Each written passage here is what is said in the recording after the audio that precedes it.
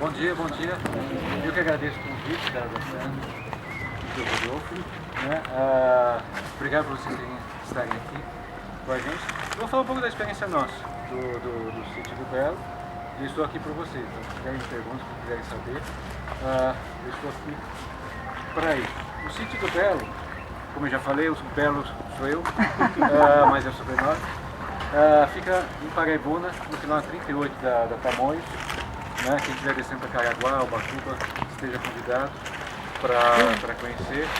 São 10 hectares, né, de 100 mil metros quadrados, onde a gente tem plantado mais de 90 espécies de frutas, entre nativas, exóticas e tradicionais, mas basicamente nativas, mais de 6 mil árvores. Né? A ideia do sítio do Belo, perguntando aqui que esse maluco estava pensando, a ideia do nosso projeto, esse projeto começou em 2000, então são 16 anos. Eu queria fazer alguma coisa relacionada à natureza, comecei a pesquisar, e você tem o óbvio, que são os dois extremos, que é, de um lado, o sistema de agricultura convencional. Vinha a pergunta, tá bom, se eu sou, no meu caso, eu não tenho terra, eu não sou agricultor, eu sou de outra área, sou químico, não tem nada a ver, não sou biólogo, mas vamos supor que eu tenho uma área degradada, uma área zerada, assim, que se perdeu tudo.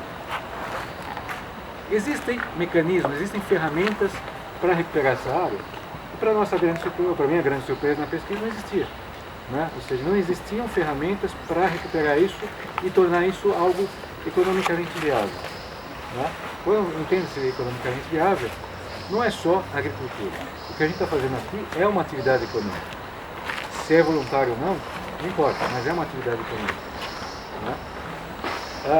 Então, não existia isso. Então a gente começou a pesquisar e chegou nesse modelo que a gente está testando durante os últimos 15 anos, que é frutas nativas. A ideia é que frutas nativas sirvam a vários aspectos, mas é o quê? Reflorestamento, você recuperar áreas, né?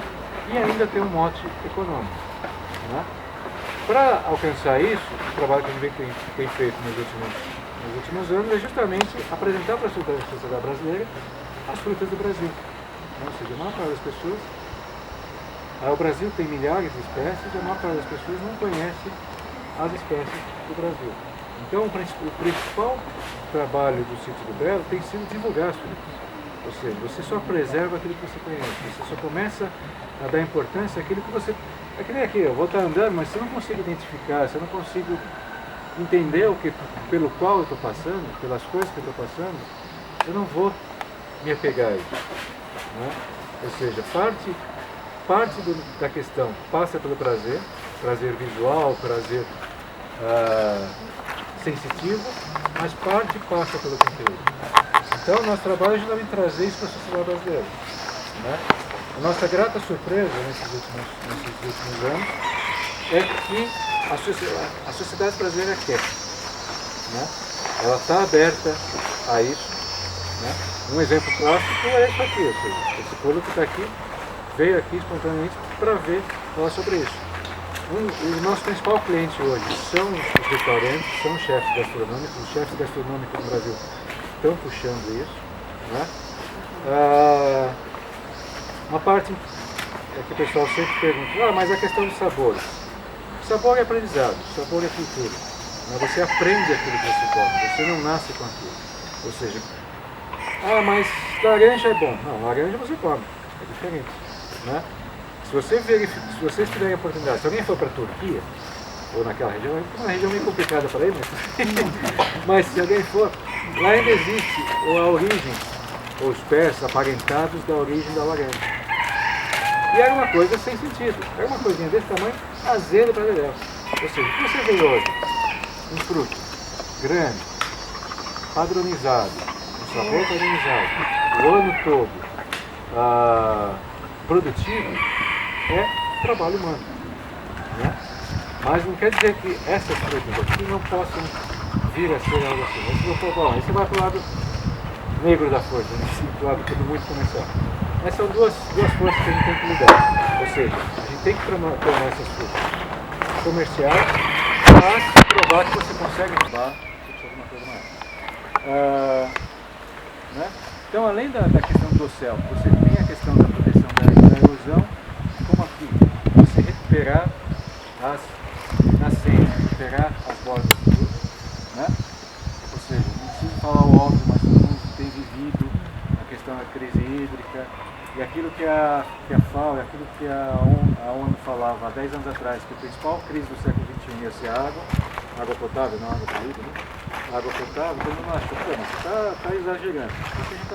Ou seja, São Paulo virou chacota mundial. Pô, se São Paulo está faltando água, então não está faltando água, porque aqui é um berço nascente, a grande São Paulo, é um forno do Serra do Mar, e faltou água. Se aqui está faltando água, então o resto do mundo está perdendo. Douglas, a gente tem só adicionar um comentário aí que é interessante, que eu fiquei abismado essa semana. Eu estava lá na reserva da Biosfera, falando justamente de cinturão verde da cidade de São Paulo. Eles me falaram que o cinturão verde, justamente essas matas que estão em volta da cidade de São Paulo, produzem 80% da água consumida no estado de São Paulo. Então você imagina o estado inteiro, o tamanho que tem, 80% da água de beber vem daqui. Que loucura. Não, no caso do Paraibuna é mais estúpido ainda, que aí o pessoal se deu conta que as represas do Paraibuna, que servem como um regulador, abastece a Grande Rio. Aí que o pessoal se deu conta, peraí, não é São Paulo só, o Grande Rio, se faltar água na... Peraí, estou aqui no Rio, mas que história deixar faltar água lá, eu vou ficar sem água. Então, as frutas servem para a questão da erosão, para a questão da preservação da água, e o que a gente descobriu é que, ok, eu não quero ter um sítio, eu não quero preservar, não quero pegar uma área comercialmente, mas as frutas são um acelerador da questão da recuperação.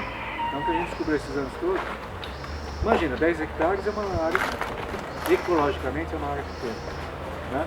Mas o que a gente tem visto é o crescimento importante da população de animais e quantidade.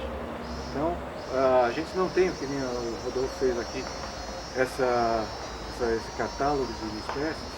A gente tem tudo qualitativo baseado na experiência dos moradores locais, que são desde sempre de lá, né? Mas o número de espécies tem crescido bastante e a quantidade. E aí eles fazem o serviço ambiental. Então, por exemplo, tem algo que não sei quem está falando. Isso aqui, a ameixa amarela não é nativa. Tá bom. Mas sem preconceito. Então, o que a gente tem visto pela mata, eu falo porque eu estou falando da ameixa amarela, que é fácil de ver, né? A árvorezinha é muito típica, né? A ameixa amarela, a gente plantou porque eu gosto de amarela, a gente anda pela região e está cheio de pé. Você anda como por essa trilha aqui, o que você vê na beira da trilha é muita árvore nova. Então, o que ele fica? O passarinho fica tolerado e acaba plantando ali. Mas se ele planta aqui, ele está plantando em outros lugares. Outro dia estava passando pela estrada, eu olhei uma fruta de louco. Né? De onde veio essa fruta? Possível. Então, o trabalho ambiental, o serviço ambiental dos animais é muito importante. Né? Ou seja, esse custo de plantio, de dispersão, se você ter essa distribuição de árvores, é um custo enorme. Ou seja, se você perguntar para qualquer ONG, a principal dificuldade que ele tem é levantar recurso para plantar as árvores. E os animais fazem isso para a gente. Né? E melhor, ou seja, você não precisa pensar. Eu não preciso ser um biólogo para entender quais árvores que eles fazem isso naturalmente. Eles vão selecionar as espécies que mais se adaptam. E se a árvore não nascer, ele não é para tal. Ou seja, araçá nasce que é uma beleza, então é para estar lá. Cambuci é outra coisa. Por exemplo, né? Cambuci é o caso clássico, né? É a fruta. Quem não conhece, Cambuci é a fruta símbolo de São Paulo, é endêmica. Eu só conheço a pinga com cambuci. Exatamente, ou seja, A pinga é maravilhosa. por causa desse aroma. O rico do cambuci é o aroma. Foi a primeira fruta descrita pelos portugueses quando chegaram agora aqui. Ai, a gente só tem cheiro. Não, pode comer. Dá água na boca, né? Você sabe quanto tempo demora para ela produzir? Nós temos. 3 a 4 anos. Ela é bem azeda, extremamente azeda. Aí eu já pus a minha mão super grande. Ela é super azeda. Ela foi o primeiro prato utilizado pelos portugueses para justamente a pinga que eles produziam lá em São Vicente devia ser muito ruim. Então, para tentar deixar um pouquinho melhor, eles usavam isso. Então, essa cultura que existe em São Paulo, da cambuci na pinga, é típica aqui de São Paulo, da Grande São Paulo. E o cambuci só existe aqui. O cambuci só existe na Serra do Mar de São Paulo. Alguma coisa no Rio, alguma coisa no Maranhão, mas é endêmica daqui. E a semente do cambuci é muito difícil de pegar. Quando que pega mais fácil? Depois que já passou pelo intestino dos animais. Então, na Serra do Mar, você quer achar anta, quer achar um pé de cambuci. Então, embaixo do pé de cambuci, você tem muita anta. Então você não consegue. Desde a mata. Né? Então, você tem as interações naturais, né, que vão fazer essa ligação natural. Você precisa saber quais os animais que comem cambuci para poder ter a planta. Põe a Você- árvore e os bichos aparecem. Eles aparecem. Mas como é que eu vou produzir árvore sem passar pelo intestino dos animais? Você falou não, que é aí vem difícil. o trabalho, aí vem o trabalho Muda. das várias ONGs que estão trabalhando. Por isso que a gente entrou em contato aqui com vocês, por causa disso. Um dos trabalhos mais importantes é a questão das ONGs. Né? Ou seja, o plantio que a gente aprendeu nesses anos todos é que o mais importante é plantar, sem preconceito. Ou seja, plante na varanda de casa, plante no vaso, faça bonsai, faça na beira do rio, faça na frente do campo, plante. Porque você não tem controle sobre isso. Ou seja, a maritaca, quando vai comer, ela não tem ideia de onde ela vai cagar. Ela vai fazer onde ela quiser. Só que ela tem que sobreviver. E ela vai. Então, esse controle a gente não tem. Então, é que você falou que era muito difícil você fazer o cambuci, a semente do cambuci. Isso a gente consegue. Então, Dá para conseguir fazer. Tem técnica. Tem técnica. o sertanejo já consegue. Mas é basicamente mimetizando uma coisa. Então é catar rápido. No caso que eu não sei, se alguém quiser fazer um cambuci, é pegar o fruto extremamente macio, extremamente maduro, quase estragado, porque a proteção que aparentemente as frutas da Mata Atlântica desenvolveram essa proteção que é o amargor ou o azedo, ou seja, está dizendo para o bicho, você não vai me comer antes porque É muito azedo. Está no ponto. Ela só fica bom naquele ponto. Isso é um dos entraves para a fruta, Impressionante. desenvolver, que é a vida de prateleira. Né? O espaço que você tem entre estar verde e estragar é muito restrito. Mas é algo que a natureza está dizendo para nós. Você tem que comer agora. Né? Incrível. Por causa da chuva, por causa do terreno. Né? O que a gente faz com o cambuci é isso, o fio tem que estar bem maduro, tirou, já planta na areia. Muito rápido. Então se alguém tem interesse em plantar Mas é muito pequena. mas é muito pequeno. Mas um erro comum, o pessoal deixa secar. Não deixa. Tirou, já planta. Tirou, já planta. Tem que Aí ser na hora de depois- comer. Doce. Que louco, não. Eu comprei em Paranapiacaba, mas o cambuci, a fruta já para fazer o suco. Congelei, bati no liquidificador. A minha muda de cambuci é congelada. Ah, nasceu? Nasceu. Tá bem, é exceção. Nasceram 3, mas as 2 outras morreram. Ela tá desse tamanhico assim, olha, lutando. Então, o cambuci tem essa... Sabe quando ficou uma inteira? Aí eu peguei e joguei na terra, porque eu jogo tudo na terra. Mas nasceu. Aí nasceu. Né? Então ela precisa... Então, estou falando de Mata Atlântica porque a gente está em São Paulo, a gente está no Mata Atlântica. basicamente Mata Atlântica, o que a gente aprendeu nesses anos todos é isso. Sempre tem bastante matéria orgânica. Aqui é o que você tem aqui. Então, árvores da Mata Atlântica precisam de matéria orgânica. Né? Pode até faltar água, embora não seja ideal, mas não falta. Lá no sítio do Belo você vende muda? Gente, a gente por muda. Os três principais negócios nossos são turismo, incentivar o turismo local, mudas e produtos alimentícios. Mas muda, a gente faz qualquer coisa, escambo, troca, doação, a gente faz qualquer coisa, desde que se plante, isso é importante. Né? Então, a ideia é essa. Eu vou apresentar algumas das mudas, ou das espécies que a gente vê como mais promissoras. Né? Mas não quer dizer que sejam únicas ou que seja a verdade. É o que a gente tem lá. A gente tem visto com bastante desenvolvimento, que tem sido bastante interessante. Eu vou dar uma coisa da hora.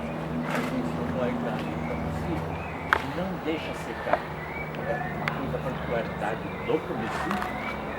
Ou é uma coisa geral desse evento que é lenda o que se fala, deixa secar, ela prepara? Não. Geralmente você tem que deixar secar. Ou seja, mas as mirtáceas da Mata Atlântica parecem ter um problema, elas parecem recalcitrantes, ou seja, nem todas. Elas têm mais facilidade de germinar úmidas do que secas.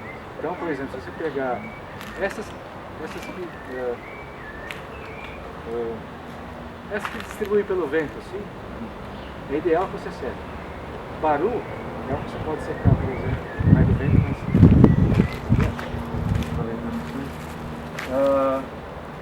que vai desenvolver.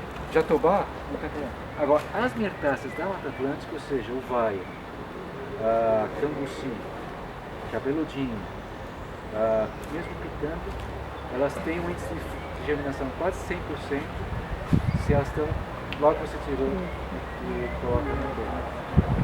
A uvaia, picando ainda não perde tanto, dá uns 80%, 50% de germinação. Mas o cambuci você perde bastante.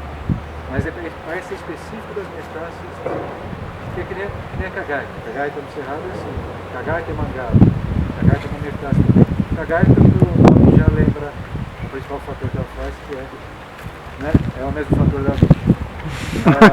Se você deixar secar, ela não vai. Mas por quê? Porque quando ela cai da árvore, úmida e está chovendo, ela dá em setembro, outubro agora. Se alguém não comer, ela fermenta e já brota. Mas se alguém comer, também passa pelo trato digestivo e sai ao lugar. Né? Então, essa é a lógica. As outras não, geralmente secando, e para preservar, porque imagina, é um dos dilemas que a gente tem, o pessoal reclama. A gente tem que despolpar tudo. O vaia, um dos desenvolvimentos que a gente tem que fazer é justamente essa questão muito ligeira das frutas. O vaia produz em um tubo. Eu tenho que fazer tudo em um tubo. Tem que colher, despolpar e plantar. Então eu tenho que fazer tudo isso em um tubo, senão eu perco. Né? O ideal seria que pudesse secá-las e deixar para que pudesse plantar daqui a um ano, quando quiser. Mas aí é específico. Né? Isso aqui, vamos começar por isso aqui. Né? Dali quantas pragas, hein? Essas coisas mais nativas, estou te perguntando, a gente tem muita amora lá, tem uma área que a gente chama de área verde, tem muitos animais, muitas aves, tal. E esse ano, a maioria das nossas muito antigas, fizeram muitas covas de errada, e esse ano as amoras, sabe aquelas árvores mesmo enormes. Aí nasceu a amora branquinha, né? Que ela nasce branquinha, 2 dias depois ela descobre pretinha de seca. Nunca vi uma praga dessa. Porque às vezes você vê as causas, tem umas folhas que às vezes estão grandes demais, mas moles, você vê que alguma coisa aconteceu. Né? Mas essa de perder todas as amoras, uma árvore linda, grande, cheia de folhas verdes, nunca tinha visto. Bom, eu não sou biólogo. Sim, mas já aconteceu de você ver uma árvore de amora assim? Não, na amora especificamente não. Isso tem jeito de bacteriose. Bacteriose é o que dá, por exemplo, em goiaba também, você vê aqueles frutos pretos. Tá. Mas basicamente é um fungo. A bacteriose é uma bactéria. Você trata como fungo também, ou seja, a cauda bordaleza geralmente funciona. Varia em função do tempo. Então às vezes dá ou não dá, e sempre foi muito frio. Então pode ser isso. Né? Na Mata Atlântica, as principais coisas que a gente tem é ligado a fungo. Então, umidade, muita água. Muita umidade e muita água. Sombra, que às vezes é tão muita sombra. fechado que ela não tem no sol. Uma das coisas que você tem que lidar na Mata Atlântica é esses três fatores, que é da Mata Atlântica: sombra, água e ambiente sempre úmido.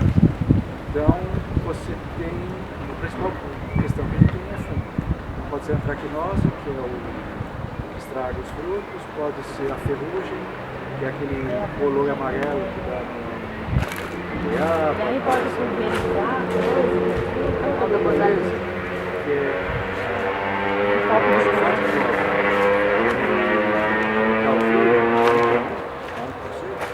é orgânico, não faz mal. Certo. Né? A poda é outra coisa. A poda, e também em qualquer lugar diferente.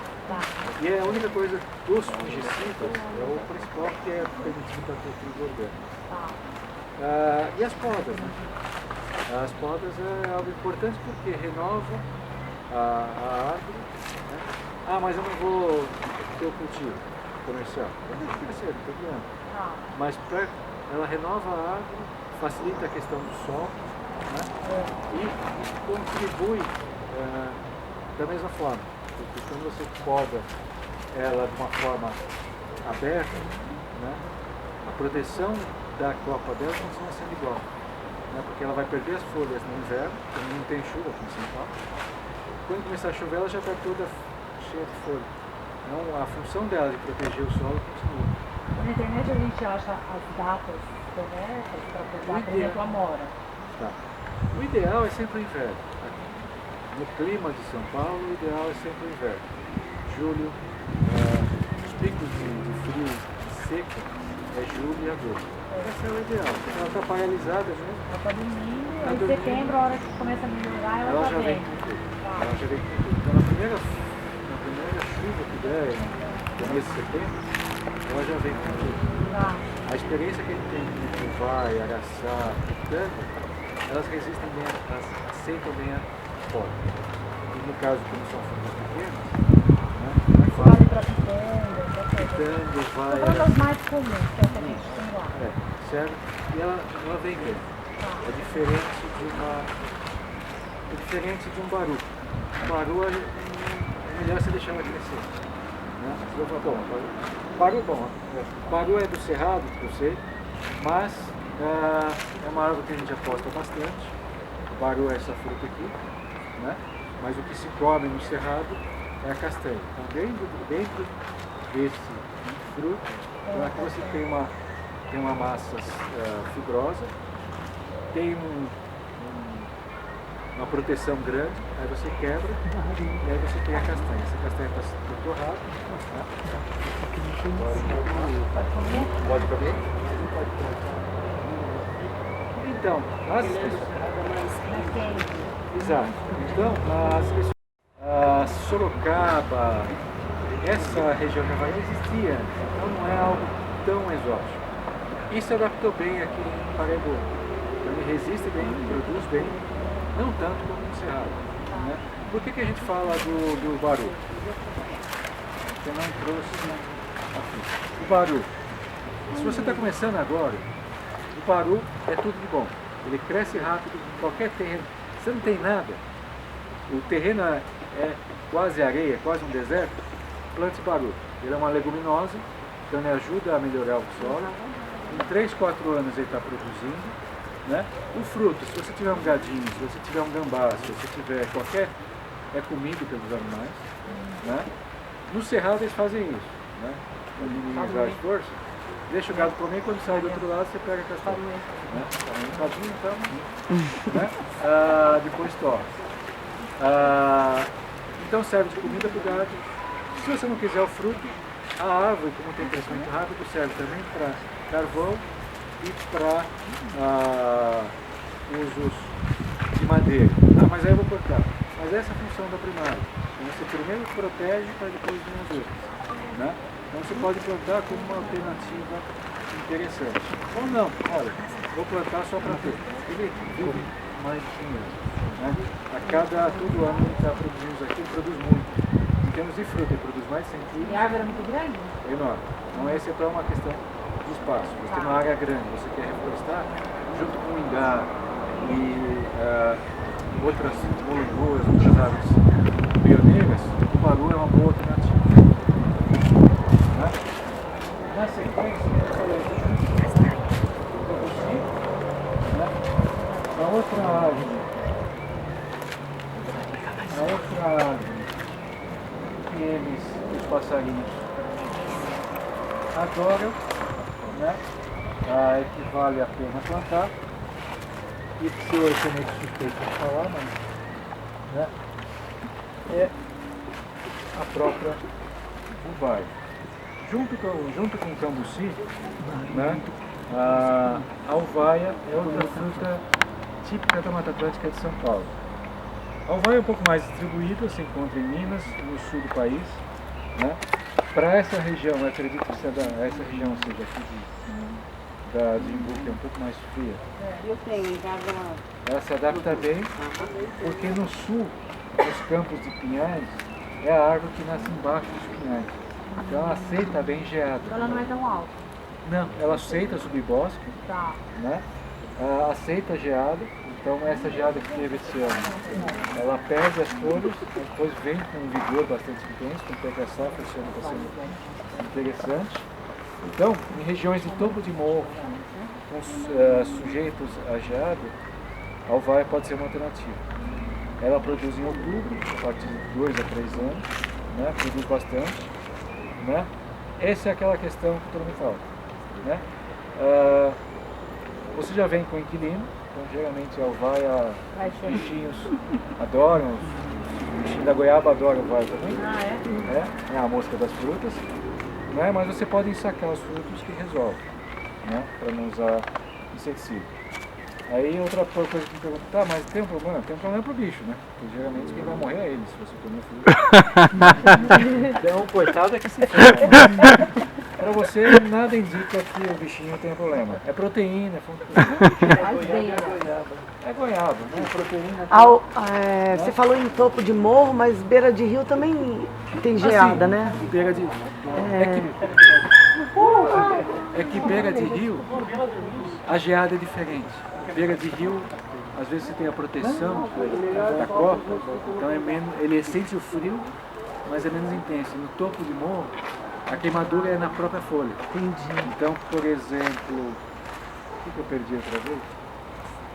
Eu perdi uma do Cerrado, não lembro qual agora, porque ela não resiste... genipapo esse ano aqui.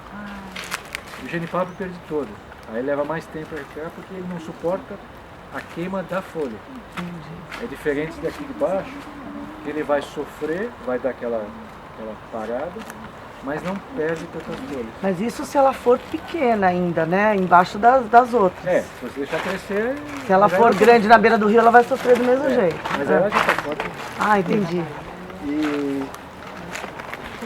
Ela tem uma pergunta muito esquisita. Mas eu levei uma semente de limão rosa, né? Pra minha filha que mora na Costa. Não pode, mas eu levei, porque ela adora o limão que tem lá em casa, então eu levei. E ela botou lá as medidas, fez as medidas dentro de casa, no ar-condicionado. Porque lá a planta está 40 graus, só tem que ficar de noite com o ar-condicionado. Ela tira e põe lá para fora e planta, ele morre. Aí ela disse que eu tô aqui. Pergunta o que eu faço com mudas de limão que foram criadas em ar-condicionado agora. O que eu faço? Não pode, não, faz adaptação um pouco. Não passa de uma vez, vai deixando um pouco tira mais um pouquinho, põe pra dentro. Rega, vai regando, vai deixando mais no sol, vai até que dá uma aclimatação até que... Como a gente, né? Porque o limão ele vai bem Fica com gripado. sol, né? Não, é só essa aclimatação. Todas as Tá. mudas é sempre a mesma coisa. Vai Tá. começar, é o que a gente faz no sítio. Então ela nasce no viveiro com sombrite 50%, depois sombrite 25%, vai passando aos Até poucos ela pro ir sol. pra natureza. Até que você não... Aí passou o inverno, põe ela para fora, ela começa a sentir, aí você passa para outra coisa. Então essas mudas, então às vezes você fala, uma muda está meio feia, mas é porque ela está nesse processo de aclimatação. Mas já está pronta para plantar. Tá. Né? Então, mas é só Douglas, esse... uma dúvida, o baru, você falou que ele, em 3 anos ele começa a produzir, como que é a germinação dele? Ah, Interessou É. muito. não, o Também quer baru... plantar. o baru, essa questão que vocês tinham estava torrada. Torrada. Mas não torra e pode plantar. Assim, se eu pegar esse e... Leva mais tempo. Tá. Isso, então a lógica dos frutos do cerrado é a lógica das chuvas. Então muitos deles têm a proteção, essa proteção, para que ele possa cair agora e só germinar no ano seguinte. É a mesma questão do coquinho guarigoba, ou qualquer coquinho. Ele vai cair agora para germinar no ano seguinte. Por isso que ele tem Demora. essa proteção, aquela coquinho, por isso que ele tem o coquinho. Casquinha dura. Casquinha cozida. dura. Então eu vou fica. pegar essa castanha e vou Então, botar na... tem não? 3 formas. Você pode deixar cair e deixar para o ano que vem. Você pode tirar o fruto, deixar só depois, mas também vai ser o ano que vem. Ou você pode tirar a castanha ou dar para o gado, deixar ele comer, passar pelo trato intestinal e sair do outro lado. Aí já vem com adubo, aí vai nascer mais. Então o mais rápido é a castanha e 1 mês está nascendo. Né? Então você teria que, por exemplo, se fosse plantar uma coisa produtiva, para econômica, você tem que ser junto com o gado embaixo, por exemplo. Não, é mecânico Compra. mesmo, aí você tem que ir mecânico mesmo. Então para quebrar isso aqui é uma guilhotina. Então, você Mas adapta fazer uma plantação junto com o gado também. Então, o pessoal faz o cerrado. É, né? O sistema nativo é deixar o cerrado, os barueiros vão nascendo no meio do pasto. E eles vão pegando nos cocôs dos gados. Ou o próprio deixa lá, mais fácil deixar lá e Ela vai nascendo. brota. Vai nascendo. Lá Mas você uma faz, comercial você faz em estufa. No seu caso, você despolpa essa... eu faço em estufa e o pessoal do cerrado faz isso. Aí eles plantam direto da castanha, que é difícil às vezes, no nosso caso a gente produz, mas se você, muitas vezes deixam castanha de um ano para outro. A gente está tentando, mas ainda não teve sucesso. Mas dá, o pessoal lembrar para Cerrado está fazendo. Está aqui. Né? Todas as mudas que a gente plantou, a gente plantou por semente para ver a questão da variabilidade. Tá, genética. Então, uma ovaia, por exemplo, ovaia é um caso típico. Você tem ovaia de tudo que é tipo. Então você tem desde aquela mais rugosa até a mais lisa. Tem desde a mais amarela até a mais xoxa. Desde um sabor extremamente azedo até um sabor mais aromático. Então você tem de tudo. Um trabalho que ainda está por ser feito é justamente chegar numa variedade comercial. Estável, uma vida de prateleira longa, um sabor estável. Isso é um trabalho Mas tem animais que comem ovaia? Tem, ou seja, lá os nossos clientes são jacu, aqui o problema é cereja do Rio Grande. A que não me chama é outra, né? Cereja, E pode comer. cereja do Rio Grande. A que não me chama é outra, né? Cereja. E pode comer. Preferem em terreno aberto e se deixar ela cresce A nossa está crescendo em pode ver que época?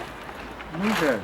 No Você inverno. pode no inverno, então imagina a sua árvore grande, Ela é imensa agora. ela sempre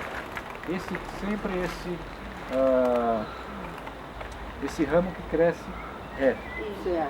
que rouba todo, porque é normal, Ela tá todo mundo subindo. quer sobreviver, então ela quer. É que eu tenho uma castanheira do lado, então Então ela tá quer ir para procurando cima, sol. isso. Né? No caso, se você tiver ela sozinha, você poda ela. Isso. principal, no caso da pitanga é mais fácil de ver. É mais reto ainda. Né? Eu podei errado a minha pitanga. Você poda esses principais que querem subir reto, de forma que ela abra o dossel. Ah, você vai falar, pô, uma coitada dela. Ficou feia. Mas para ela faz bem, e para nós também. É bom para os dois lados. Porque ela vai fazer um dossel mais largo, de forma a proteger o sol, e fica mais fácil você colher. Né? E serve para proteger, o que eu estava perguntando, serve para proteger a questão dos fungos. Né? Se não, é só a preservação, esquece os frutos, aí você deixa crescer, que ela vai se adaptar do jeito que tiver. O pior é que você tem que subir para pegar, você não consegue pegar. Não, o jardineiro podou todo o meio dela e deixou a lateral. Daí meu marido, gente, coitada, que horror que ela ficou horrível, mas realmente Mas ela assim, ele fez certo, acho que sem saber, né? o formato de taça é o que a gente tem visto melhor. Entendi. Né? Se você quiser para cultivo extremamente comercial, aí você vai deixar só os ramos do ano, aqueles ramos, aí vai ficar um negócio mais pelado ainda. Mas esse de taça é o que fica mais interessante. E os de baixo? No caso da Cereja do Rio Grande, o Vale e Pitanga, tem ela tende a formar aqueles galinhos embaixo, Zé. Ela cria muda aquilo. E o araçá também É muda aquilo? Você pode fazer muda. Porque ela enche tudo novinha, pode tirar. Você pode, mas aí pode plantar direto, mas com bastante água, deixando sempre terminando, senão ele não nasce. Né? Mas o ideal é podar, porque ele acaba roubando a energia, né, toda. Ele acaba roubando. Ele acaba roubando. Ladrão, né? Broto ladrão. Isso, ele está tentando. Boa. Broto ladrão. Esses brotos ladrões sugam muito energia. Toda essa questão serve para gerar muda, né? E se não serve para deixar mais muda e não serve para nada. Esses brotos ladrões Tira a força. tira a força dela. É uma descompensação, vamos dizer assim. Ele pega a energia primeiro, mas não vai gerar fruto. E vocês vão falar, pô, mas eu estou sendo egoísta dos frutos. Não, é que o nosso objetivo é o fruto. No sentido de que o fruto vai alimentar alguém. Ou nós, ou os animais. Né? Sendo que o objetivo final é se animal comer e recuperar. Aí você fala, mas aí a minha área de reflorestamento só vai ter fruto. Não. É que naturalmente depois. Aí a estágio que a gente aprendeu lá. Imagina isso aqui que está ali vazio. Então ele foi lá e comeu a pitanga. Né? Empoleirou, comeu a pitanga aqui. O jacu, vamos pegar o nosso cliente máximo, lá o jacu. Aí foi lá, empoleirou. Cadê o guapuvuru, que é mais fácil de lembrar ali. Primeiro que vai nascer num pasto vazio, por exemplo, o guapuvuru. Aí você espantou o jacu daqui, ele vai lá, fica olhando para você empoleirado lá no guapuvuru. Aí vai fazer o quê? Vai cagar. Aí embaixo vai nascer a pitanga. Só que depois da pitanga vai vir outras coisas. Aí ele come outro animal, o gambá vai lá comer a pitanga, mas ele come outras coisas, vai trazer outros. Então, em volta daquele puleiro, vai nascer outras espécies trazidas pelos animais. Mas o primeiro é o fruto. Quem trouxe? É o animal que se empoleirou lá. No caso da anta, da capivara, é diferente, que vai ser rastreado. Ou seja, vai ser pelo chão. Então estou dando exemplo do pássaro porque é pássaro. Mas no caso, quem tiver fauna rasteira ou fauna não voador, não sei se é passarinho, eu falo não voador porque tem os morcegos que são outros importantes, ou um dos principais disseminadores de sementes e por consequência de reflorestamento. Né? Então, voltando ao papo, eu sou meio esperto. Quem tiver, pelo amor de Deus, se alguém tiver no terreno, se alguém for reflorestar um terreno, se alguém for recuperar um terreno. Você fala sobre germinasementes, você quer dizer isso? Caixa eu acho que não vai dar muito certo, né? Ela tá comendo mesmo. Vai sair uma. Ela voltou em infância com a outra, né? Se alguém tiver alguma área para reflorestar, ou se estiver nesses entornos aqui, preservem a anta. Ou seja, a anta como principal, o maior mamífero vegetariano, vamos dizer assim, da Mata Atlântica, é o principal dispersor de sementes. Porque ele come muito. Então, onde ele vai passando, ele vai disseminando. Mas não tem mais, né? Não tem, pior que tem. Pior Ela é que tão tem. O que a difícil gente estava falando, cadê o... Tem muita capivara também. Não, capivara tem, mas anta é difícil. Rodolfo, o principal, não sei se estou falando isso, não sei, mas não sei se todos estão aqui mesmo. O principal objetivo nosso de quem está ligado a essa área de natureza, é fazer. Por isso que eu fiz questão de estar aqui hoje. Nosso principal objetivo é fazer os corredores ecológicos. Tudo que os animais, ou seja, interligar essas áreas. Essa área que vocês estão aqui, Imbu, Cotia, Capitão, esse entorno é muito rico, tem coisas endêmicas aqui. Né? E a única coisa que a gente precisa fazer a única coisa não, estou sendo resumista que só tendo... Uma das coisas. Mas é uma das mais importantes. Uma das mais Principal, importantes, principal. São os corredores ecológicos. Tudo que os bichos estão pedindo é um lugar de passagem. Que ele possa criar, ou seja, achar a namorada dele, ou namorado, e comer. O resto ele faz pela gente. Ah, mas não sejamos egoístas, ou seja, eu não preciso de todo o terreno fechado. O que eu preciso é um exemplo clássico aqui. E no fundo é o que diz o Código Florestal Brasileiro. É o topo de morro, é a nascente, é a beira do rio. É só isso que eu preciso. Ah, mas faltou aqui. E ligar. Pô, esse topo de morro, essa nascente, esse rio, ficou faltando um trechinho. Faz aquele trechinho. Tudo que eu preciso é de um corredor ecológico. Para que ele, o parente dele, o cachorro do mato, possa correr. Imagina, a onça que restou é aquela que é a mais ressabiada. Ela não vai ficar andando no pasto, porque aqueles que eram meio tontos, que andavam no pasto, já foram mortos. A onça que restou é aquela que é a mais safra. Ela não aparece mais nem que a vaca tussa. Né? A anta também não sai da mata de jeito nenhum. Por isso, as que restaram é aquelas que são mais... Então não vai aparecer no pasto. Eu tenho que criar mecanismos... Aliás, elas não comem gramíneas, né? Elas comem planta de mata. Daí eu falo isso porque eu falei a mesma coisa pro pessoal, os mateiros lá de Paiagudo. Não, mas anta não existe mais. Eles falam, não, existe. Só que ao contrário da capivara, que é mais sem vergonha, pasto, e é sem vergonha, olha assim pro você e continua comendo. A anta é muito mais tímida. Então ela existe. Então o que a gente rastreou aqui, eu estou tentando fazer, entender que aqui também é assim. Em Paraibuna, no Parque da Serra do Mar, a população é grande, mas elas dependem de fruta, por exemplo, como e ela é extremamente tímida. Então, onde está a capivara, você não consegue achar. As duas convivem no mesmo espaço, mas você acha a capivara, mas não acha ela. Elas não se dão bem? Não, porque é tímida. Então, a capivara é sem vergonha, fica na beira do mato, comendo gramíneas e tal, veio para você e aí acaba morrendo. E a anta, a carne de anta é muito mais... saborosa e atraente. E o pessoal atrai. Tá bom. Não acho.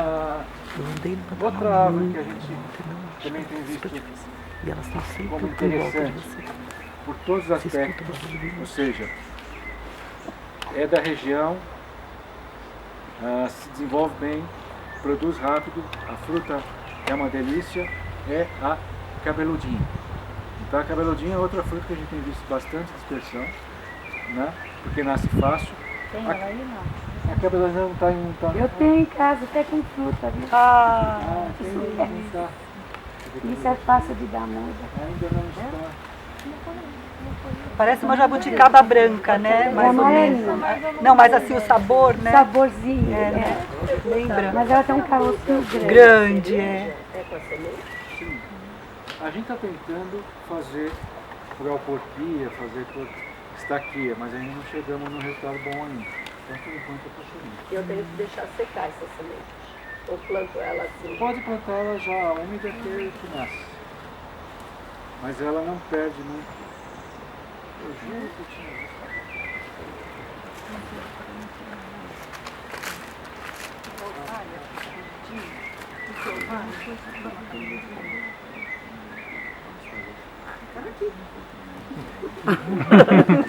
Aqui. Isso aqui é a cabeludinha. É a cabeludinha, um parente da jabuticaba. Isso, a cabeludinha é o felpudinha, é o peludinho por causa do desse aspecto felpudo. É a mesma lógica da jabuticabeira, ou seja, produz nos caules, só que diferente da jabuticabeira é nos ramos mais novos, não chega a dar no caule como a jabuticabeira. Eu sou fã da cabeludinha porque eu acho o sabor mais interessante. É diferente, é mais suave do que, né? Mas a lógica de comer é a mesma da jabuticaba. É a lógica do freguês, ou seja, quem gosta come inteiro, quem gosta só chupa o caldo, quem gosta chupa a casca.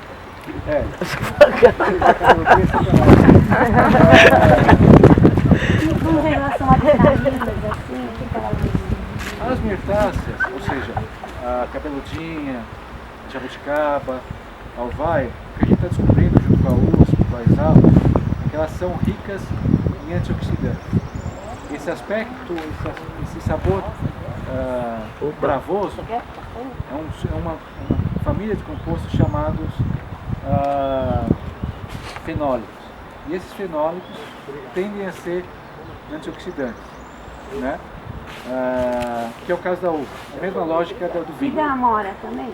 Da nativa? A amora também. Ela é muito alta? Hã? É muito alta, né? É a mesma lógica da jabuticaba. Ou seja, se você deixar crescer, ela vira um negócio enorme. Só que a diferença da jabuticaba é que ela tem uma copa mais delicada. Então, para paisagismo é interessante também. Né? Mas se deixar ela cresce. Senão a gente pratica poda, ela fica com 2, 3 metros de altura. Quanto à vitamina, Douglas, parece que é muito mais rica em vitamina C do que a própria laranja ou acerola, o cambuci. O cambuci, a alvaia foi detectado né? que tem mais vitamina C do que a laranja. A laranja é um referencial. Né? E a parte de antioxidantes tem que ser mostrada. É importante. E daí? Eu sempre falo isso nos eventos que a gente participa, mas as frutas, se você reparar, para pensar, a fruta é o único alimento que a árvore, o único alimento que a natureza não tem, sem ter que matar, que nos forneceu o alimento. Isso aqui é garcinha. Como é que é? Garcinha. Isso aqui. Parece um passarinho todo. Garcinha. Vou pegar uma coisa que já lembra.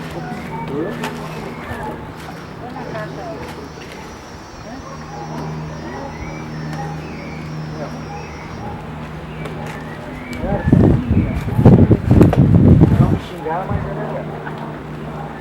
A garcinha é parente do bacupari. Ajudou muito.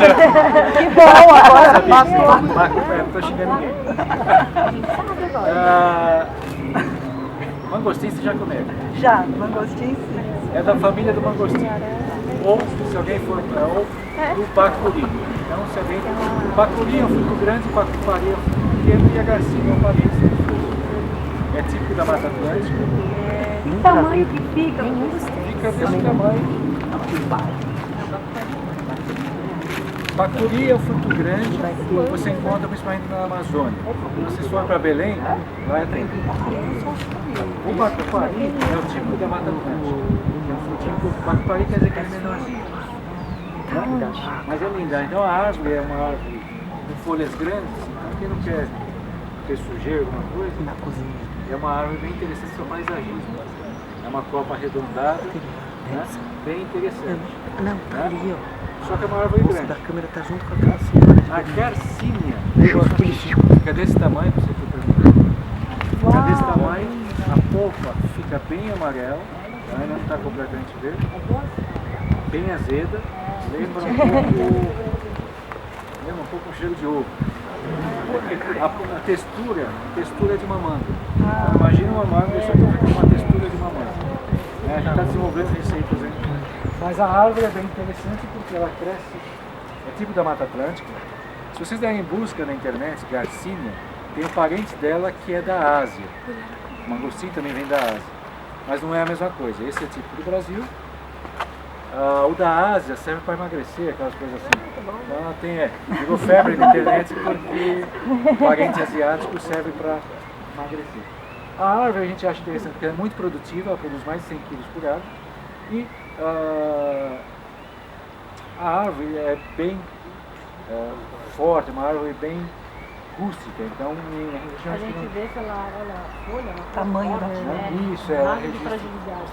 Também que esse monte de fruto pesado tem que ser uma árvore mais robusta. produz mais de 100 kg. Ela fica igual um abacateiro por aí. Isso, lembra o jeitão do abacateiro. E da manga também, né? A folha comprida de uma mangueira, né? Isso, é o mesmo jeitão assim de copa. Pode cheirar a fruta, Douglas? Claro. Eu também. Garcínia, né? Garcínia. Essa é aquela madura. Isso, exatamente. Essa é aquela Não tem perfume. Tirando a ovo. Não, tem sim. Ainda tem um caixão recente. Chama gemada. Tem um caixão recente. Você vai achar o vídeo. Gente, eu vou pegar um pedacinho. Não, ainda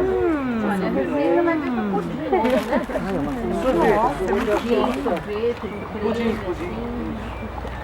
Uma outra árvore mais singela que a gente recomenda.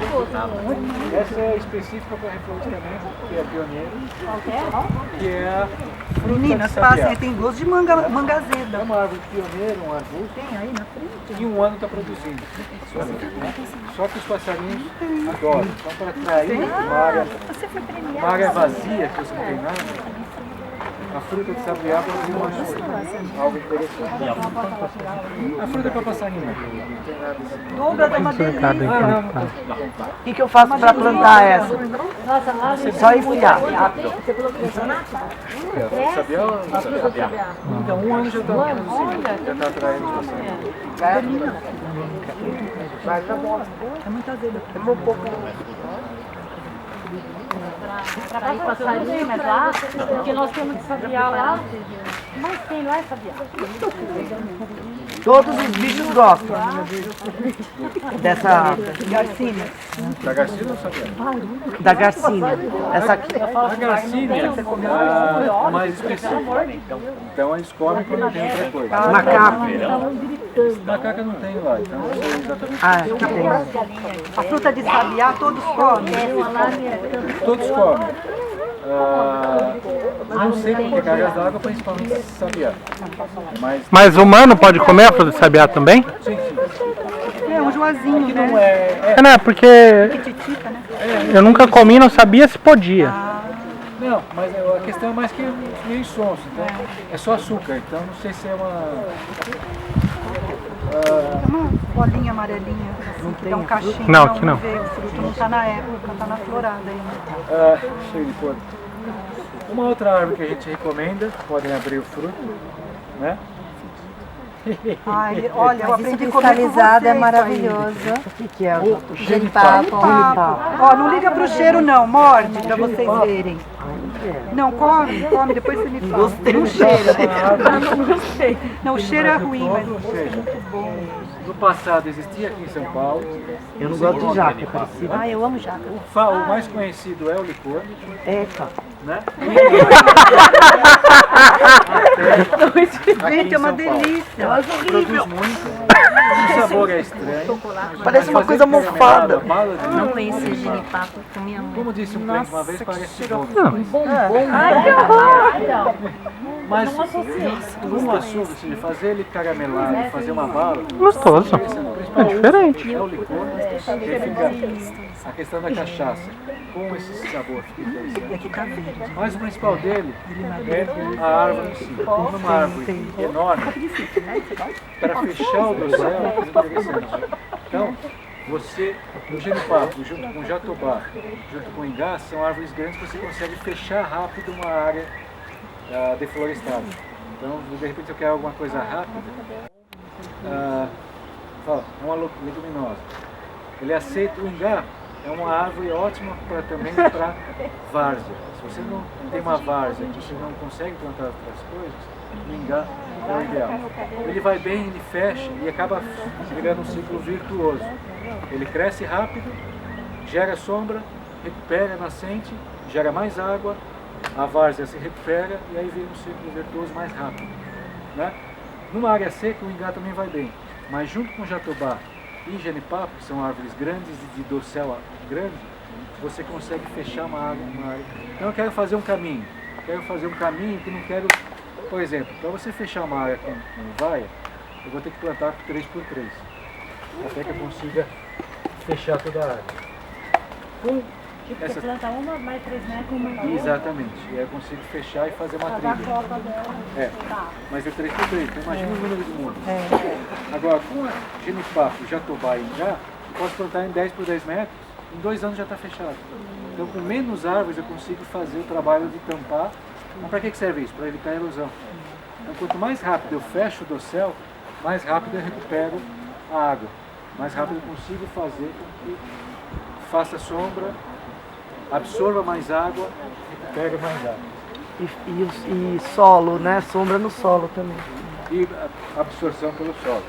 E o sabor é uma delícia do ingá, né? Lembra a lixia, né? Lembra a lixia, obrigado. O ingá é um senhor fruto, então se vocês forem para Amazonas, perguntar para um índio, é o que ele come. Ingá de metro lá, desse tamanho assim. Lembra a lixia, só que você tem um grande concorrente, aí vem aquela questão. Ingá é fruta do macaco. Ou seja, macaco, passarinho, sobe. Maritaca, ou seja, no sítio a gente não produz ingá, porque porque os passarinhos eles não deixam nada, né? Eles são muito rápidos, então para passarinho eles comem muito rápido. O jatobá, eu não trouxe aqui, quem já comeu jatobá sabe a questão do gosto de jatobá, mas dá para trabalhar a questão do jatobá. É uma das melhores frutas que existem em termos de fibra, em termos de proteção do trato intestinal. E fora isso, a árvore é um espetáculo. A madeira é madeira de lei e ele serve para melhorar a qualidade do solo. O jatobá é aquele que parece uma ervilha. Uma fava, isso, é uma fava que nem de coisa. Que fica seco, né? Que fica seco, que tem um pó amarelo esverdeado dentro, né? Quem já comeu, o sabor leva um pouco de chulé, vai. Mas eu amo jatobá, gente, eu amo jatobá. Eu gosto. É uma árvore com 3 metros ela está agora. E jatobá é isso, é que nem jaco. Ou você ama ou você odeia. Mas é um senhor elemento. Né? E uma senhora árvore, umas árvores mais protegem que a gente conhece. Eu acho que eu já escolhi o tempo, mas em todo caso, por último. Eu gostaria, quase por último, eu gostaria de falar, né? É alobeiro. Então, se alguém tiver a oportunidade de plantar, essa é uma árvore também símbolo do Brasil. É alobeira porque é o principal alimento do lobo-guará, a principal fruta. Caramba! Lindo, né? É cerrado, mas a gente tem descrição. Outro dia eu achei uma árvore dessa, uma beira de mato aqui no Taboão. Olha. Então, não sei de onde que veio. E o cocô do Guará, será? A experiência Aqui no do Taboão sítio. não. Não sei, a experiência do sítio. Eu não consigo. Eles pegavam o fruto cair e cadê? No dia seguinte sumia. Aí um dia a gente achou Trilha. a trilha, provavelmente cachorro do mato.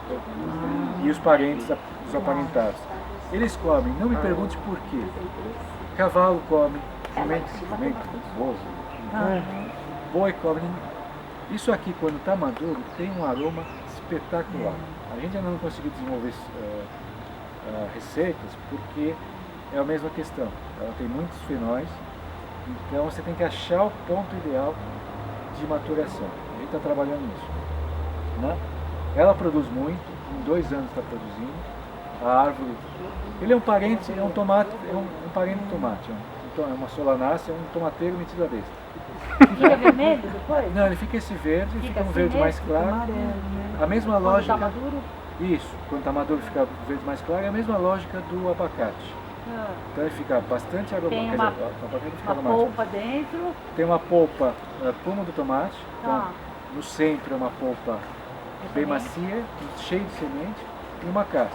Tá. Você come como um tomate. Tá. Só que a textura dele é de um abacate. Não lembra aquela textura do abacate bem É mais macio, pesado. mais pesado, né? E chega a ter 1 quilo, essa aqui está pequena ainda. Nossa, Chega a ter 1 quilo. grandona. Então é bem produtiva. Se não for para vocês... Parece uma berinjela, né? Tipo, parece uma berinjela. É um prêmio pro bicho comer uma dessa, passa o dia inteiro bem.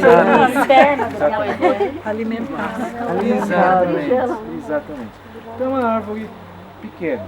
Então, a árvore pequena sim, grande, mas é uma árvore sem muita sombra. Então é como se fosse quem já viu um pé de berinjela, ou um juá, pé de juá, é bem, só que enorme. Mas por que eu digo que é pequeno no sentido que em 3 anos ela morre, 3, 4 anos ela está morrendo. Então é uma árvore de ciclo curto. Então é para você plantar no primeiro ano, junto com... Você tem uma área vazia, quer plantar no primeiro ano, você vai plantar as árvores, vai plantar fruta de lobo e para comer você vai plantar no chão, você vai plantar abóbora, qual que você quiser, abóbora paulista, não. Você vai plantar mandioca, você vai plantar maracujá. Porque enquanto não tem a sombra, você tem outros frutos que você pode consumir. Né? E a fruta de lobo, porque em 3 anos ela já cresceu, já deu, já espalhou. Que tamanho ela fica a árvore? A árvore, a copa dela tem algo como 5 metros de diâmetro, mas como uma berinjela, então não é árvore... É meio pesada, a fruta dela cai. E é rala, não é uma árvore de sombra. Ela tem espinho? E ela bem isso, ela só foi cheia de espinho. Igualzinho, né? Parece uma Aqui você tem também espinhos, então cuidado. É, pro lobo guará. Eu não conhecia. O lobo guará comer tem que nativa. cair no chão, porque ele não consegue comer. Espera cair no chão, porque tem essa questão Do momento do que caiu do amarrar. chão. Ela tem que estar quase boa. Quando caiu do chão é porque tá boa. Tem os pelinhos também. Você faz assim, parece um tomate mesmo. Soja, Na região de Três Corações tem bastante disso daí, mas só que elas não. Elas ficam o quê? Com 2 metros de altura. Uma região mais pobre, a outra questão que eu não falei é isso. Tá em qualquer lugar. A riqueza da fruta do lobo pode ser pedra, ela produz. Então ela é pioneira nesse sentido. Igual cerrado, né? Como cerrado. É árvore de cerrado. Então, em cerrado rústico, aquela coisa pobre, ela vai ficar pequenininha.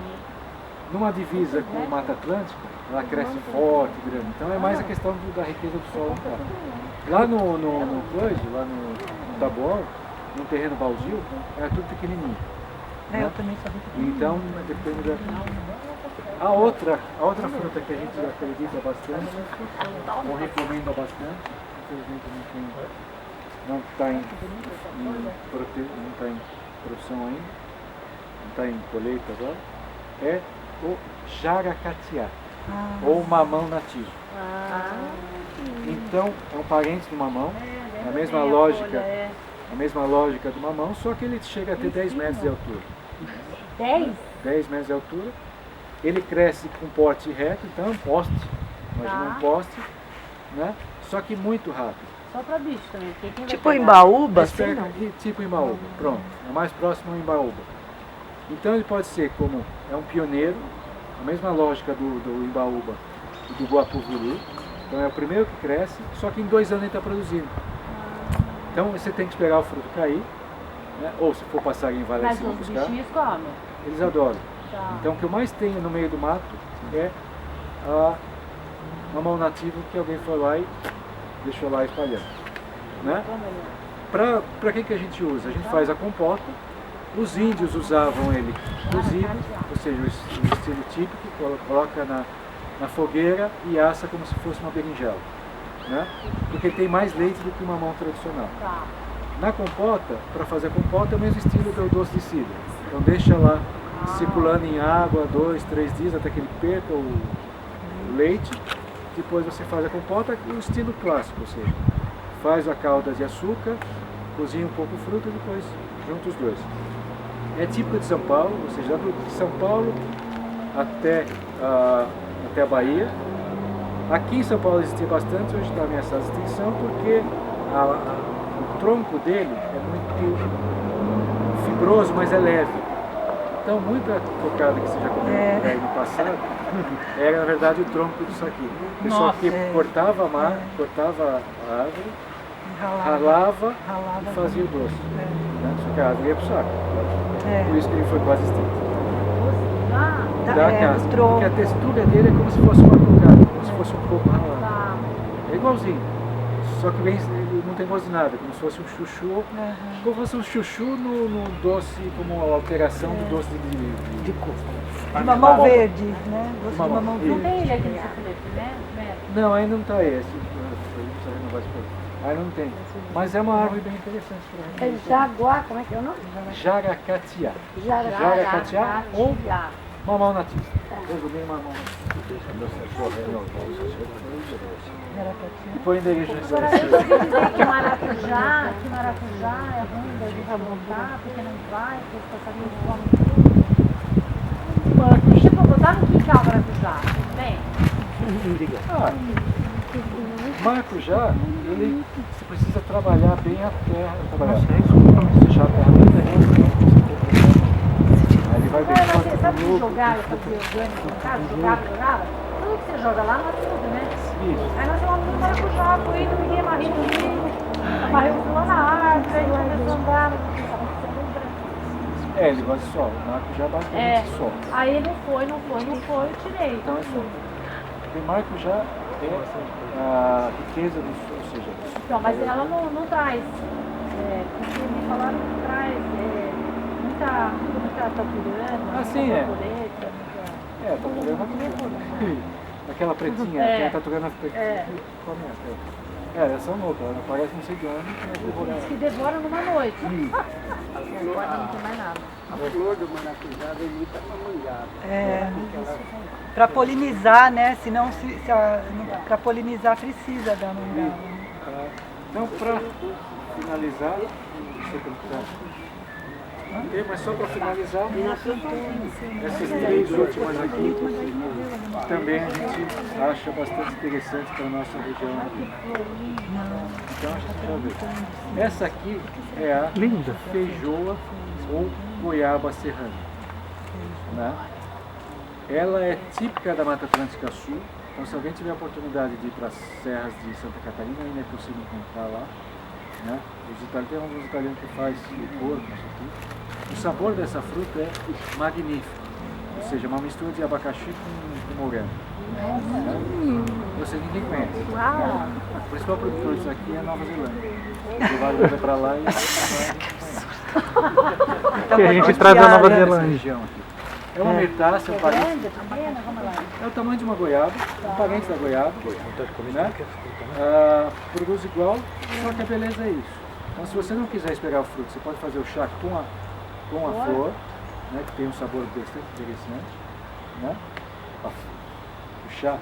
Mas é uma sacanagem também, não vai matar todas as flores. E o fruto é delicioso. A dificuldade é achar o ponto de maturação, que é um fruto sempre verde. Então você vai descobrir mais pelo tato ou quando ele cai do... Mas você pode mascar, a pétala é... Não vai ter pétala para todo mundo. Né? É bom pra quê? É sabor. Basicamente sabor que é magnífico. É um dos melhores sabores que eu já provei. Né? Porque é um doce, ele tem uma riqueza de sabores mais leve, não é aquela coisa assim que nem uma jaca. Fotografa antes que comam as pétalas. O outro fruto que naturalmente é de São Paulo, quer dizer, do Brasil, né? É o araçá. Então o araçá, você vai falar, é um parente da goiaba. Não, é a goiaba do mato, é um parente bem próximo. Muitos cavalos de goiabeira são araçá, porque ele é bastante resistente, mas é um sabor diferente. Eu prefiro comer araçá. Ele é bem dura, não é?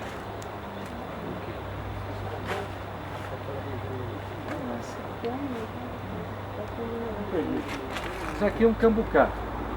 Tá? Vale a pena. É a minha predileta. Essa é uma fruta absurdamente boa. A minha predileta. Não, mas existem vários tipos de araçá. Esse é o araçá amarelo, que é aqui do sul-sudeste, que resiste bem à geada. Tá? Ele é mais saboroso que os outros araçás, então vale a pena. Né? Vale a pena produzir. Em relação à goiaba, eu acho interessante, porque é uma arvoreta que você pode manter pequena. Então isso aqui dá para fazer bonsai, dá para pôr na varanda de casa, dá para ser em qualquer espacinho que você consegue produzir isso. Trata como se trata uma goiaba. Então você pode podar, você pode fazer como se trata uma goiaba. E esse aqui,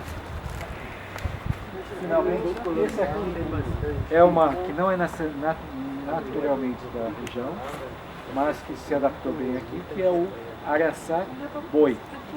Né? Ele é típico da Amazônia, né? Mas é uma arvoreta de 2 metros assim, que produz muito. Ou seja, é um fruto que chega a ter 1 metro, chega a produzir mais de 100, é fruto de 1 quilo, chega a produzir mais de 100 frutos por época, né? E bem azedo. Né? Então, o sabor lembra um pouco o vai. Então, a gente indica onde você tem bastante sol, matéria orgânica, mas você tem pouco espaço. Então, 2 arvoretas dessas em 4 metros quadrados você já consegue cultivar, produzir. Né? Então, é bem interessante. E vai bem aqui em São Paulo também? E se adaptou bem aqui em São Paulo. Né? A única coisa que ela pede é isso, quanto mais água, mais ela vai produzir, porque é tipo da Amazônia, então ela gosta de bastante água. Como é que chama essa? Douglas, o sabor dela como que é? Ela é extremamente azedo, lembra um pouco o vai, então aquele azedo com aroma. E a gente tem desenvolvido mais algo pensando em geleias, pensando em sorvetes, pensando em iogurtes, que aí você tem o azedo que fica bem com a receita. Né? Qual é o nome? E os pássaros também. Araçá boi. Ai, a minha Os predileta pássaros também. gostam também, comem também, mas é a mesma lógica do vai. Se tiver uma fruta mais docinha que nem pitanga, ele vai primeiro na pitanga e depois ele vai na outra. Araçaboi é a melhor fruta que tem, não é?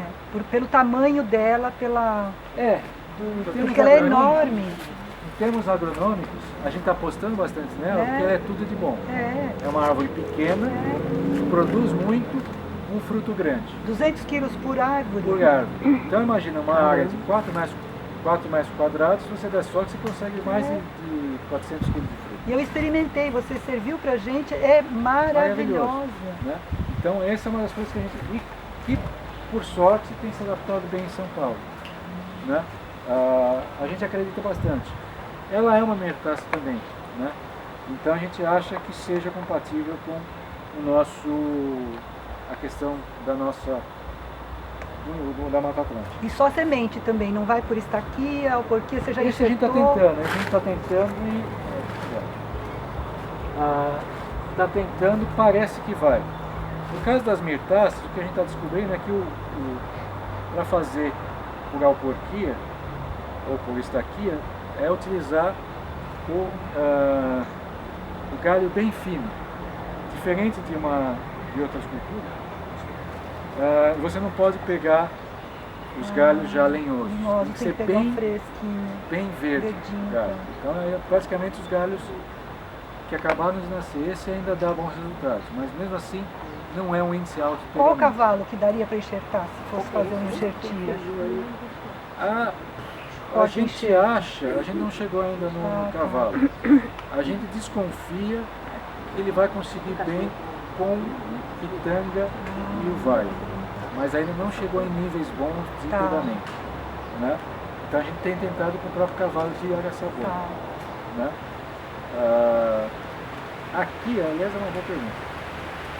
Aqui, nessa região, em São Paulo, o que parece ser mais promissor enquanto cavalo, enquanto resistência, é ao vai. Ao vai parece ser um bom cavalo.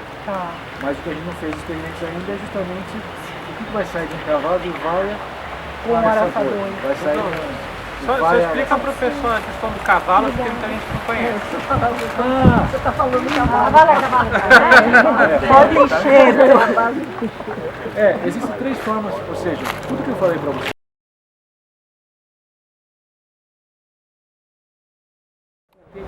Variabilidade. Então eu tenho, o caso clássico é pitanga.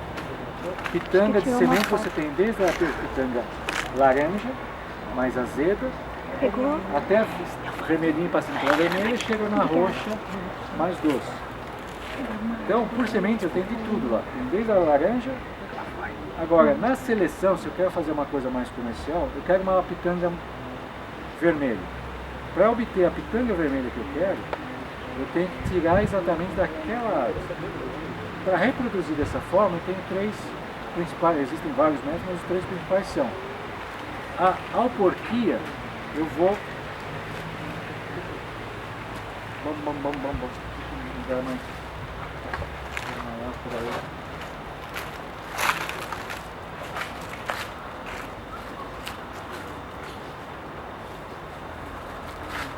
A alporquia, eu vou pegar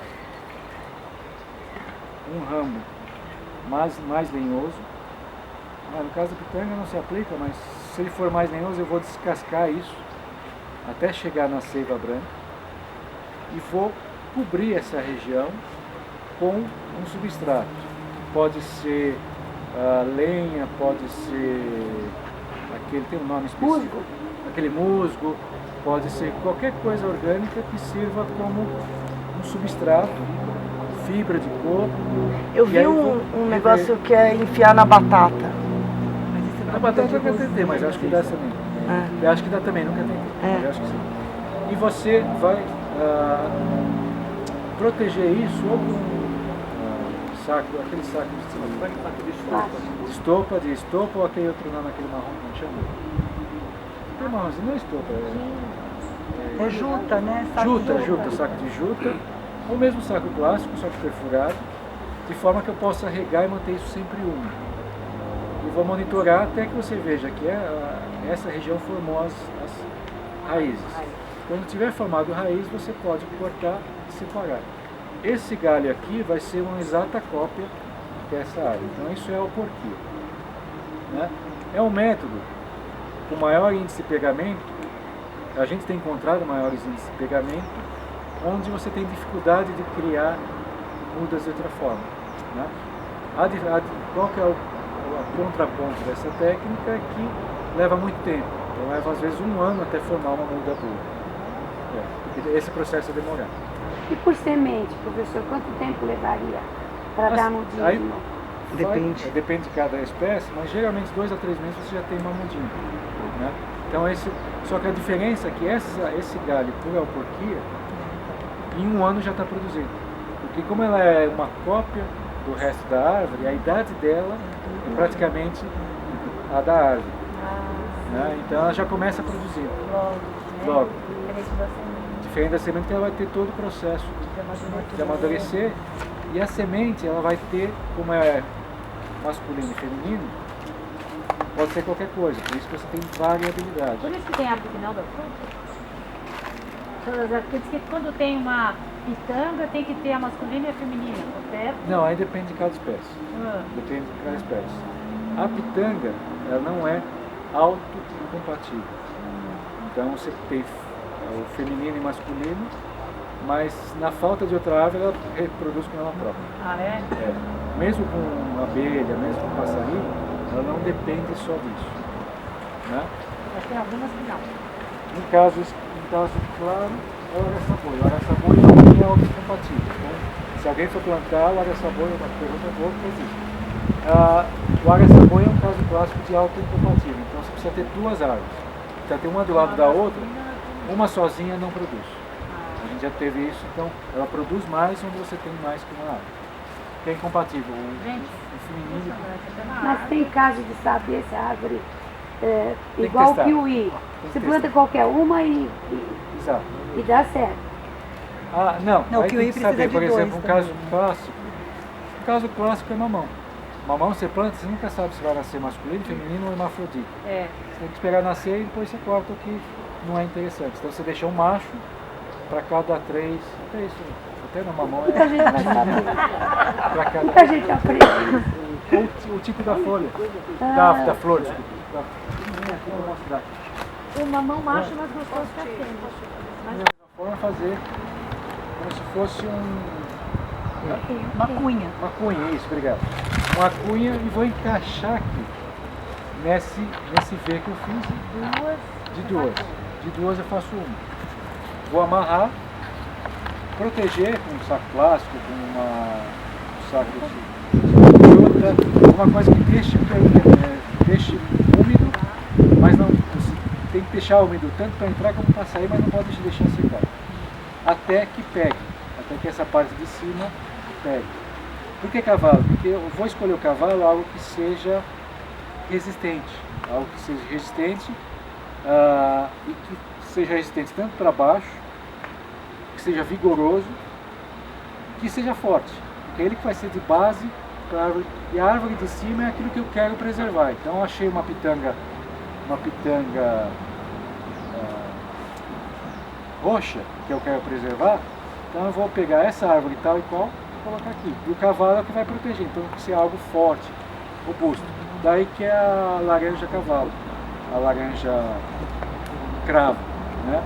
Que ele é, como laranja comercialmente não é tão interessante, mas como cavalo é muito robusto. Então todo mundo faz mudas com aquela laranja. A maioria das aqui em São Paulo são com ela porque ele é muito resistente. Porque ele é muito forte, mas comercialmente a laranja em si. No caso eles espalham lá a semente, nasce, porque ela é resistente. Essa é a lógica. A vizinha tá com o pé enorme, eu falei, gente, aquele não é meu. Então, como é que você parar lá na vizinha? Mas é nesse sentido. Então, a dificuldade das nativas é que esse trabalho de fazer mudas, que a gente chama clonadas, ainda está em desenvolvimento. Então, para reflorestamento, não impacta porque eu posso fazer mudas de semente. Mas para cultivos comerciais, às vezes é interessante você ter algo melhorado. Né? A gente trouxe aqui, eu não sei se vai ter no café? Tá? A gente trouxe aqui alguns exemplos de produtos que a gente desenvolveu com frutas nativas. É com açúcar ou sem açúcar? A gente fez com 3/4 de fruta e 1/4 de açúcar, mas tem açúcar. A gente não conseguiu chegar na formulação ainda sem açúcar, mas 3/4 é fruta para justamente sentir o sabor e a textura da fruta. Mas é tudo orgânico. O açúcar é orgânico e no nosso sistema a gente não tem o selo orgânico, mas praticamente é orgânico. É orgânico. Araçá, cambuci, amora, goiaba, que é mais tradicional, uvaia e maracujá com manga, mais tradicional, para vocês experimentarem. Espero que vocês gostem da degustação. E você tem para vender, não? Casa de Ferreira e Espeto de Pau, né? Não trouxe para vender. Hoje é só para degustar. Mas no site... No site, a gente tem a loja virtual. No site tem para vender, a gente entrega na Grande São Paulo. Quem quiser conhecer o sítio lá no quilômetro 38, lá também tem para vender. A gente faz visitas para o pessoal conhecer. Qual que é o site? É www.sitiodobelo.com.br, né? E a loja virtual está dentro do site, é só entrar. Belo com 2 L's. Belo com 2 L's. Para a gente passar lá para visitar? A gente entrega na Grande São Paulo de terça e quinta-feira. Tudo, muda, sorvete, geleia, tudo a gente entrega. Polpa. Ou pode ir lá passear também. Custa em média Uma muda de fruta, as pequenas giram em torno de R$5 e as grandes em torno de R$10. E valor mínimo? Obrigado. Não, é porque a cidade não é um caso específico, aí a gente conversa caso a caso. O valor tabelado gira em torno disso, mas é caso a caso.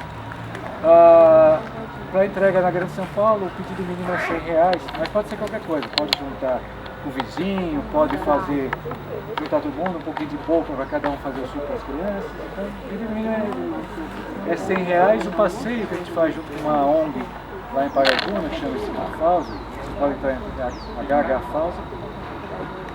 O pessoal sai de São Paulo, um grupo ou um ônibus, a gente faz bastante coisa com o Sesc.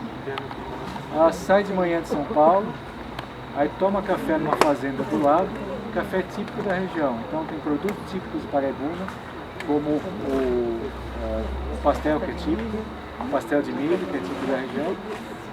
Coma à vontade, do lado do fogão a lenha, né? Aí se esbalda de comer, aí vai para a trilha e a gente conversa, esse mesmo papo, mais ou menos o mesmo papo, a gente conversa no sítio, depois vai para as trilhas, que é para justamente mostrar a mata remanescente e o plantio. Aí vocês tiram as próprias conclusões, né? E é óbvio que no plantio vocês têm aberta a degustação, a gente recomenda entre outubro a março, que é quando tem mais frutas, e depois o almoço também comida típica da região. Eu passei, não, numa fazenda também, porque como o sítio é basicamente o plantio, então ainda não tem nem a pousada, nem o restaurante ainda. Né? Esse passeio você leva o dia inteiro, então você sai de manhã de São Paulo e retorna no final da tarde. Né? Esse é o passeio completo, tem gente que escolhe só o passeio, tem gente que escolhe café, e aí é o gosto do freguês. Geralmente sábado e domingo, é o que mais pode ser durante a semana, mas o grosso é sábado e domingo. Em Paraibuna? Em Paraibuna. E você tem um endereço pra gente? Quilômetro 38 da rodovia Tamanho. Eu preciso colocar no site, tem no folheto. Tem um folhetinho ali pra quem gira em torno de R$100 mais o ônibus. Né? Porque o ônibus geralmente o pessoal prefere contratar por si. Ali tem o Eles site. podem oferecer, geralmente o pessoal contrata por esse Não, mas é pra saber o local. E no próximo folheto a gente coloca o endereço que consta aí é o escritório aqui em São Paulo.